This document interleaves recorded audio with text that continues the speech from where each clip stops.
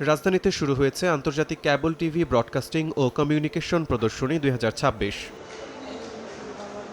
দেশীয় ব্রডকাস্ট ও যোগাযোগ প্রযুক্তি খাতকে আধুনিক ও সমৃদ্ধ করতে cable operators association of Bangladesh কোয়াবের আয়োজনে এক ছাদের নিচে অংশ নিয়েছে cable operator, television channel, ISP এবং প্রযুক্তি সেবাদাতা প্রতিষ্ঠান।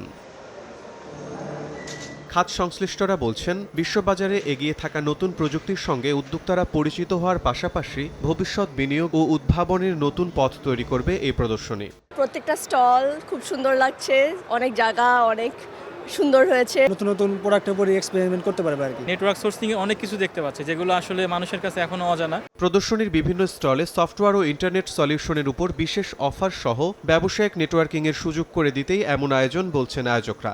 আমরাই নাম্বার ওয়ান হচ্ছে মেরিল পেট্রোলিয়াম জেলি।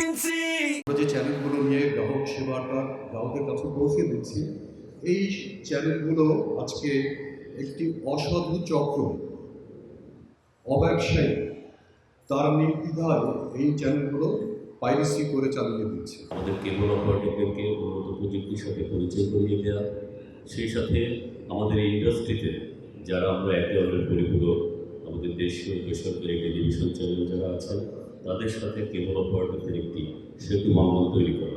প্রদর্শনীর উদ্বোধনী অনুষ্ঠানে তথ্য ও সম্প্রচার মন্ত্রী বলেন, বিগত সরকার গণমাধ্যমের স্বাধীনতা নিশ্চিত করেনি। আধুনিক যুগে সরকারের জবাবদিহির বাইরে থাকার কোনো সুযোগ নেই। আধুনিক ব্যবস্থায় কোনো সরকার সেই পরিমাণ ক্ষমতা রাখে না, কোনো রাষ্ট্র সেই পরিমাণ ক্ষমতা রাখে না যে পরিমাণ ক্ষমতা থাকলে সে তথ্য প্রবাহের বাইরে থাকবে, জবাবদিহিতার বাইরে থাকবে। আগামী 9 মে পর্দা নামবে এই প্রযুক্তি প্রদর্শনীর। শিমুল হোসেন, সময় সংবাদ, ঢাকা।